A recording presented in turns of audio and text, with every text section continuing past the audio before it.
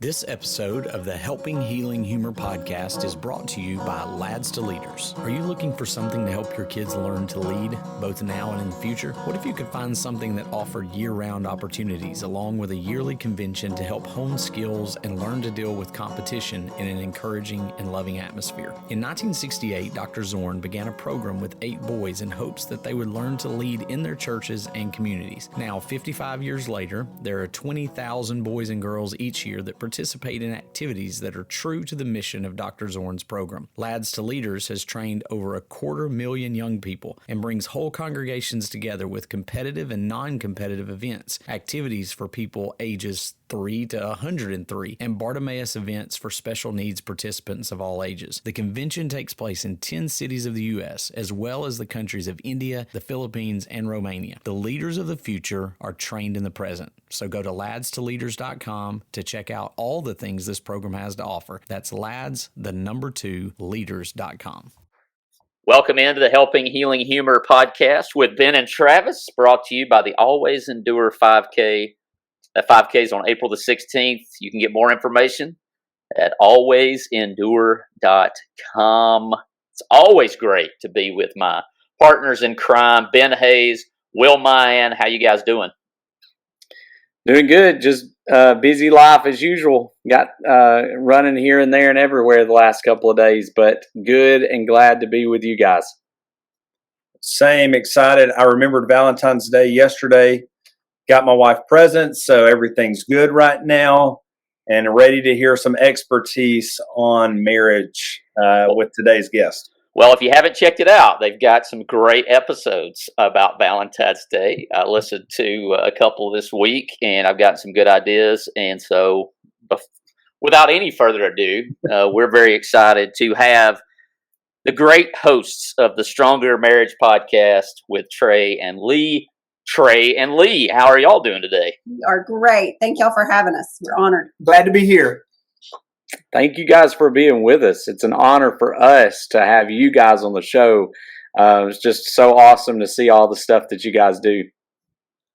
We are honored to be here. We have enjoyed your podcast and your show, and getting an invite is just kind of like extra fun.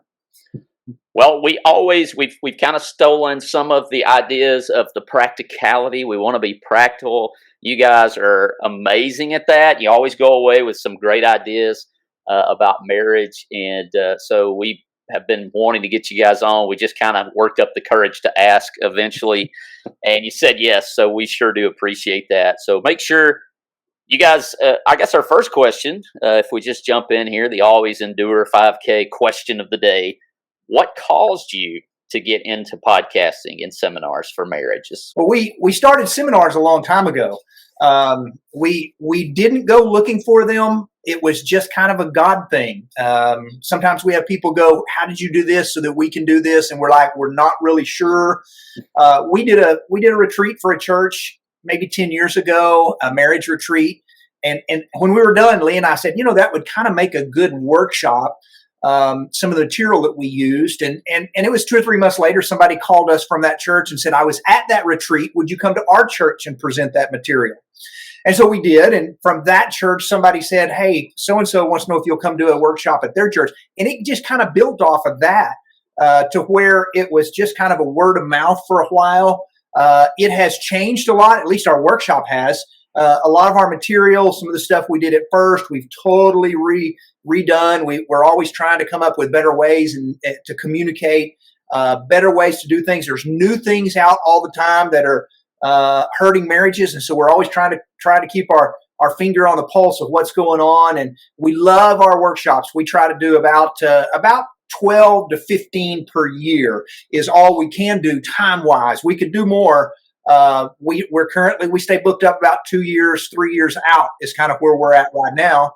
The podcast, a little bit different. It was it's kind of a 2-year-old program that stemmed from a buddy of ours that just kept saying, "Everybody's podcasting. Why aren't y'all?" And our kids. And our sons are grown, and they kind of said, y'all need to be on podcast. Y'all need to get that going. You need to get that going. And I guess everybody pestered us long enough till we gave in.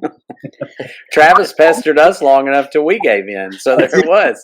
I understand. We didn't really want another thing to do. That sounds terrible. It was like our schedule's already busy. Why do we want to start a podcast? And we kind of made a rule 2 years ago. We're going to do it, but it's going to be simple.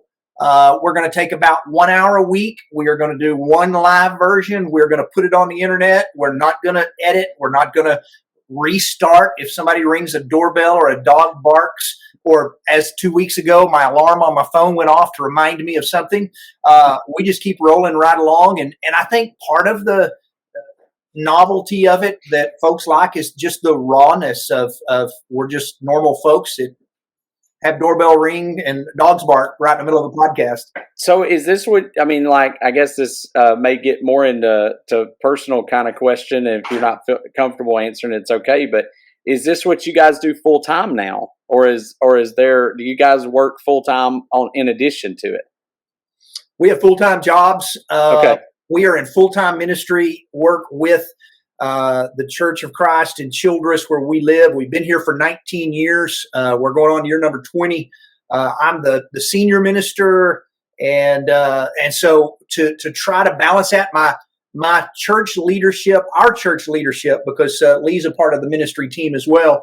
Our church leadership is all behind us on this marriage ministry. They feel like it is a part of their mission work out into America with us going around, and so they're happy to let us go. We try not to miss too many Sundays. There are a couple of Sundays extra per year we miss because we cannot get back for some reason. We're too far away. Last year was a really awkward year that most of our workshops were far off, and so we missed a few more Sundays than usual. They were so patient. We have some great guys who fill in. Some former ministers at our church. And so we really don't skip a beat. But yeah, that's one of the reasons we only do about 12 to 15 per year, is because we're busy with other things that we've got going on. They're from Childress, Texas, where I hear you can watch your dog run away from you for 3 days. It's so flat. It's a flat place around here. The sunsets are amazing, I'll tell you that. Yeah, that's awesome. That is so cool. So in all of this travel that you guys are doing, and go into these different workshops, go into these different congregations all over the United States, it sounds like you guys are everywhere. What are the most common problems that you guys see in marriages? Like when you're there, I know, because I do enough workshops and things to know people come up to you and talk to you afterwards and in between and ask questions. So what are some of the most common things you guys see? I think the big one is just pure laziness. People aren't putting in the work into their marriage. They just think, great marriage is going to happen. And we see, we're just proud people get to the workshops, honestly, because we've had couples that have reached out to us, or individuals that have reached out to us after we've been to their town, like 6 weeks later, and going, when are you coming back? And we're like, well, we were just there. And why didn't you come to that one? And they'll say, well, we weren't having problems then. So, we really stress to couples to be proactive and to put in, just daily intentionality into your marriage. Work at it all the time. Yeah, it's just so common to just kind of push that marriage to the back burner and just think, hey, we're going to have a great marriage without putting a lot of effort into it, without putting a lot of time into it. You get busy raising kids, you get busy paying bills, you get busy doing work, ministry, you get busy little leagues, and all of those things, and you turn around and you've really turned into more like roommates who are just kind of doing life together than soulmates as God designed marriage to be. And that's just kind of an unhealthy situation, because at some point your goal is to get back to, the kids are going to leave home, and that roommate you're going to have to hope is still your soulmate when the last kid leaves the home. And so you can't wait until your kids leave to decide, hey, we're going to start working on our marriage, because you will have empty nests, but you'll also have a very empty marriage if you're not putting in the effort. Yeah, and I run into that a lot in counseling with couples. Is just they come in after years of just neglect. It just seems like and I think everybody goes through those cycles. Everybody has those times like we're talking about that are more difficult because you have kids and because the kids are busy and you're busy. But I see that a lot too. So it's a maintenance issue. We maintain our house. We maintain our cars, our kids. We maintain our kids with well checks. We buy them new clothes when they outgrow them, but we don't really do any CEs or maintenance on our marriage. You know, no one's going to a workshop. Nobody's reading a marriage book. Nobody's listening to a marriage podcast unless they start having problems. And as you said, a lot of couples wait until, hey, we got some issues. We need to work on our marriage. If you'll spend some time working on your marriage when things are going good, instead of waiting until just they're bad, there'll be a lot less bad in your marriage. What you talk about the idea of maintenance. What are some of those even daily things that maybe y'all would say that couples need to be doing to kind of maintain that maintenance or to continue to be, checking up, whatever it may be? What are some of those practical things from I'll be married 8 years, so give me everything. We ran across a statistic a few years back that said couples only spend about 4 minutes a day in conversation together without distractions, without kids and televisions and whatnot. Just 4 minutes of face-to-face time. And we just really don't feel like that's enough time to have a strong, healthy marriage. So we stress to couples, find some time in there, whether it's just a little bit of time in the morning before you go off on your day, whether it's right, at the end of the day before bed. We have what we call coffee time in the middle of the afternoon, where we sit down and we talk about, what's going on the rest of the week, just all, that kind of stuff. So we can connect and make sure we're on the same page, because you've really got to have that time. You fell in love because you talked. I mean, you may have been attracted to your wife because she was pretty, and she may have liked you because you were funny, but you really fell in love because you communicated, and you can't stop that. Once you get married, it's one of those things you've got to make some time for. Little things throughout the day. Some of those things that you used to do pre-marriage should be things that you do on a daily basis once you have been married. Bragging on one another, pre-marriage, you brag on that new girlfriend or that fiance, everything about them, everything about him that you like. It's, boy, you're handsome. You sure look pretty. And then we don't spend as much time bragging on one another as we should. We don't hold hands as much. We just need to do a better job. All those things that we did before marriage to win our spouse, those things shouldn't stop once we get married. I like that. That's good stuff too. And that's one of the things I've encouraged people on is get back to those things. If you're finding, those struggles, make sure that what were the things you loved about each other when you got married, before you got married, so are you doing those things? If you're not, start it back, start building from there. I work with my wife. We work at the same school. And even though we work together, it was still, you had to be intentional, because I could think about, we see each other a lot. And, I'll pass by her office probably 10 times a day just to lay eyes on her. But it was like, okay, you need to be intentional about it. You got to go in there and you got to talk to her and you got to, show your attachment in some way or shape, form, or fashion. But I thought that was interesting, because it was really tempting to kind of get, we work together. We see each other every day. Sure. We're doing more than everybody else. Well, that was just because we were in the same location, but it didn't necessarily mean that we were, connecting like we should. Those are just all little things that you could do every day. Valentine's Day being yesterday, we do Valentine's, not because, a lot of folks go, we're not big Valentine's people. We do Valentine's because of course it's any other day, but you build a marriage that's healthy, even when you have kids, and the things you're doing on Valentine's Day are things you're doing all the time. I don't send my wife flowers all the time, but I do bring her little gifts. I'll pick up her favorite candy bar at the store. She, went out of her way yesterday to do 2 or 3 little things for me, but that's so common. She does things like that all the time. Spending time together is healthy. Marriage is built on friendship, and it's really, really hard to be married to your best friend if you don't ever spend time with them. And so those are all items that you've just really got to have some focus on. Common interests. We're two very different people, and we've had to learn in 33 years of marriage to find some things that we both have in common with one another, so that we can go off and have some fun together, even though we don't have to have all the exact same similar interests. All those things are very healthy for your marriage. I know last night we got home, and my wife and I, Kenya, we had planned on going out, and the kids were like, well, y'all could take us out. And we were like, yeah, or y'all could stay home. We're going to go out tonight, just the two of us, because we take you guys all the time. And sometimes it's hard for them to understand that. But I've told people a lot of times the best gift you can give to your kids is a good relationship between the spouses. So, in time, they'll understand it and they'll appreciate it maybe more than they do right now, I think.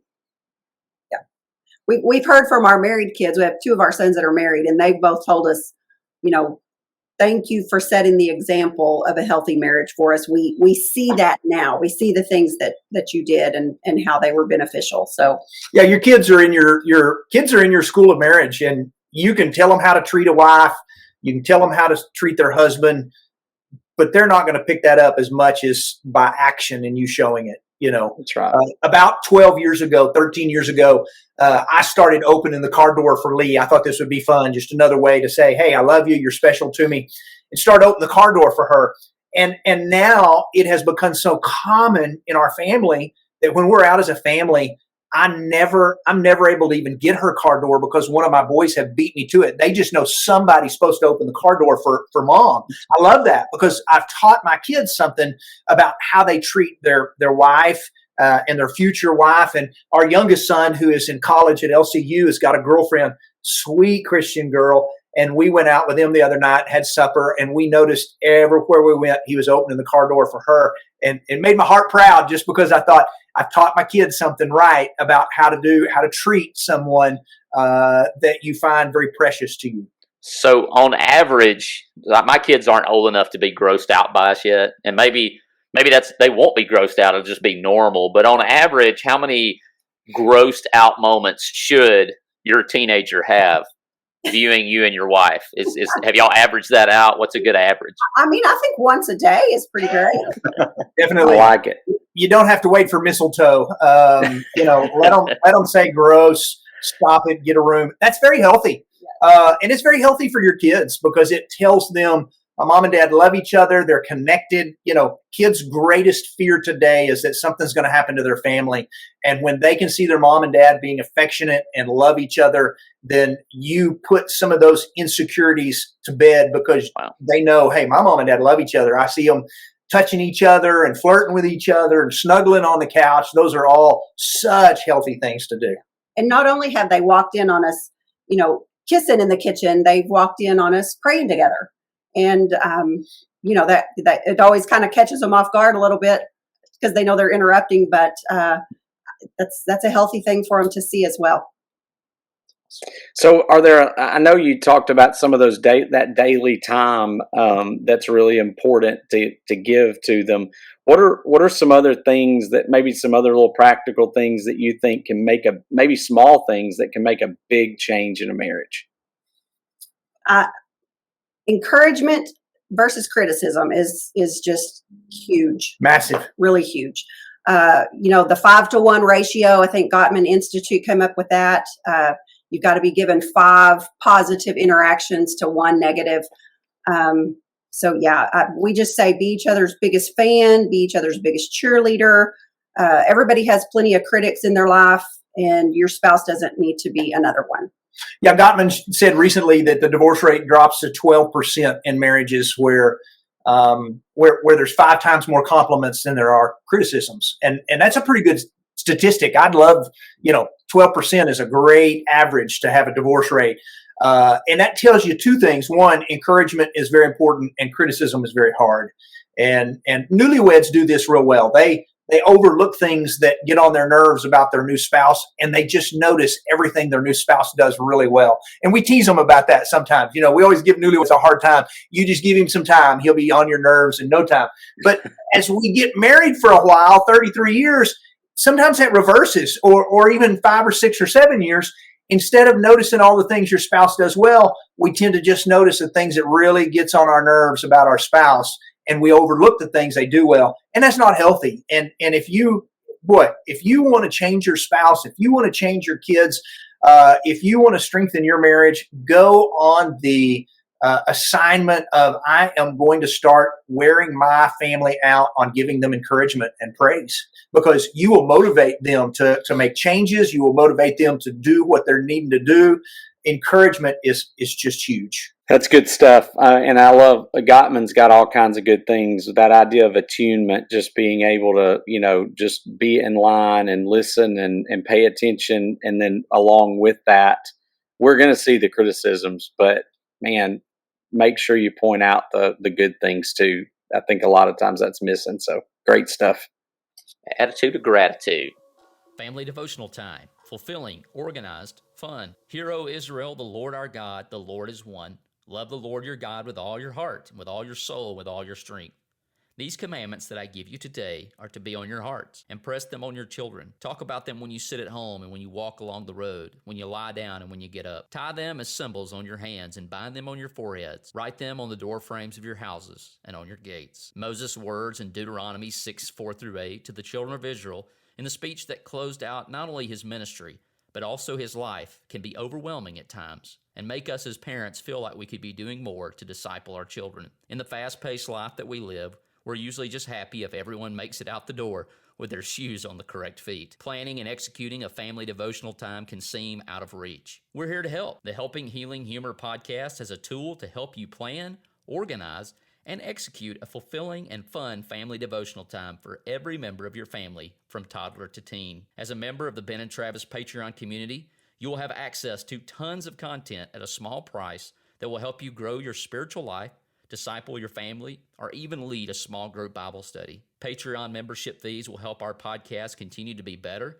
and support the cost of creating and publishing the content that our Helping Healing Humor community has enjoyed. Go to www.patreon.com/Ben and Travis to sign up. Hit the link in the show notes for this month's special offer. As we like to do on the end of our episodes, we do like to ask, and all these questions today have been fun questions, but we do like to ask one to learn a little bit about our guests and their likes and maybe dislikes. And so I'm going to ask you, do you have a television show that you might bring back? What's your jam in the car? Jam. Yeah, if it comes on the radio, you have become the performer. And it doesn't matter if anybody's in the car with you or not. I'm laughing about the jam because lately Treys Jam has been Can't Touch This by MC Hammer. He'll crank that up with the grandbaby. We have a 17-month-old granddaughter, and she can't wait to dance with her pops when Can't Touch This comes on. So yeah, it's not something we play in the car. It's not something I have on my favorites list. But if I'm hanging out with my granddaughter and I can start that song, she comes a running from wherever she is because she says it's dance time, and we have a good time with that. That's good stuff. That's good. So here the question that we get about a jam, the answer we get about a jam for a marriage thing is you can't touch this. That just seems like it doesn't fit, but we'll go with it. It's just got a great beat, right? Yeah, it's got a great beat. But that's one of them. We're big TV fans. We're big movie fans. One of the things we like to do is watch movies and TVs together. We don't have kids anymore, so we can do that. And so we love streaming marathon and series and things like that. And yeah, we just really enjoy things like that. As for old TV shows, I don't know if we could bring anything back. Seinfeld, yeah, maybe so. But it wouldn't work today. You couldn't get away with the things that they got away with back in Seinfeld. We're rewatching it for about the third time now. And they say things sometimes, and I think, there's no way they could say that today and get away with it. But that's what makes it so good. Didn't have to be so politically correct. Yeah. Amen. So Trey and Lee, obviously we're thankful that you've been with us, but we want you to inform those listeners and our viewers on Facebook and YouTube where they can get more information about you guys. Maybe have you guys come and do a seminar for their congregation. You can find every bit of information about us at treyandlea.com. TREYANDLEA.com. treyandlea.com. That's our landing page, and it will take you to all of our social media sites. There's a email address there where you can email if you're interested in more information about hosting a workshop. It's got links to both of our books. Link to the podcast. So yeah, everything you want to know is right there at treyandlea.com. Yeah, upcoming workshops, if we're going to be kind of in your vicinity or area, all of that's on there. If you can go ahead and start doing registration, it'll give you a link to, hey, you can go ahead and register for this workshop, whatever it is. But that will get you to where you need to go. And we'd love you to connect with you on social media. We love our social media followers. And you got some great quotes. I always love them. They always strike me right in the heart, but and convict me, which is awesome, and we need that challenge. But thank you again for being with us. Thank y'all. Thank you.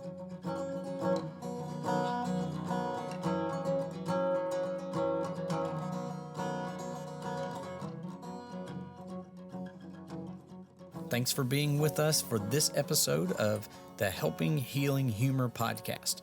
Be sure to download our free ebook, 28 Days of Focused Living, at benandtravis.com and receive all of our Helping Healing and Humor extra content directly in your inbox. We look forward to having you join us at the same Ben and Travis time, same Ben and Travis channel.